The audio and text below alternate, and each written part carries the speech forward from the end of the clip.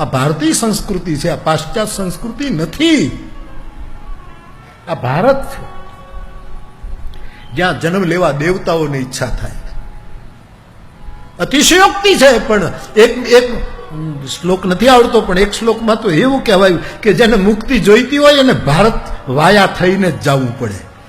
ભારતમાંથી વાયા થઈને જાવ તો જ મુક્તિ કમાય.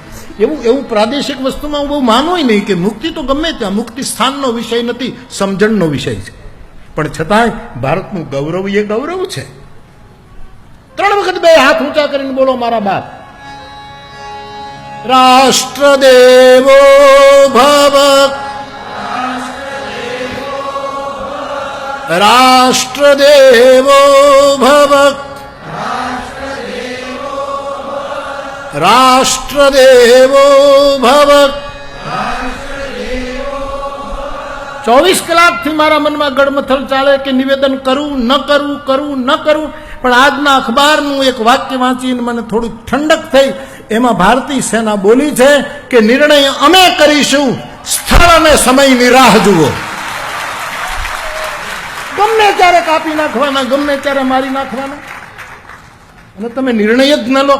ધન્ય છે મારા દેશની આર્મીએ, એનું વક્તવ્ય છે આજ કે અમને છૂટો દોર છે, સમય અને સ્થળ અમે નક્કી કરીશું. કોઈ નેતાને પૂછવા નહીં જઈએ, અને પૂછતાય નહીં.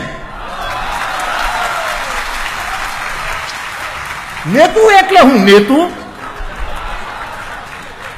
અમુક સમય એ ત્યાં બેઠા હોય એને લેવાય. અને બહુ સારી વસ્તુ છે, આટલા વર્ષોથી સેનાને છૂટ જ નહોતી અપાતી. મરે ત્યાં મંત્રણાઓ દિલ્હીમાં થાય, એક મિટિંગ ત્યાં જઈને કરો, ખબર પડે કેમ થાય.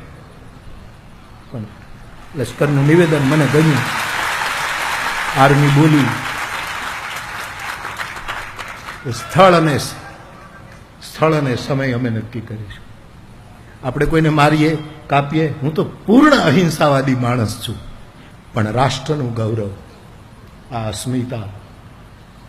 અને કમસે કમ જ્યારે રાષ્ટ્રની વાત આવે ત્યારે અન્ય લોકો નો બોલ તો ન ફેંકે, પગે લાગુ, નો બોલ ન ફેંકે, જેમ તેમ નિવેદનો ન કરે. રાષ્ટ્રની વાત હોય ત્યારે બધાએ એક રહેવું જોઈએ. એમાં પોતપોતાના હિતોની વાતો ન કરાય સાહેબ. હિતોની વાત કરવી હોય તો રિઝાઇન થઈ જાઓ, રાજીનામા આપી દો. હું સાધુ છું, આ દેશનો નાગરિક છું, વ્યાસપીઠ ઉપરથી બોલવાનો અધિકાર છે. અને બાવો ન બોલે બીજો કોણ બોલે?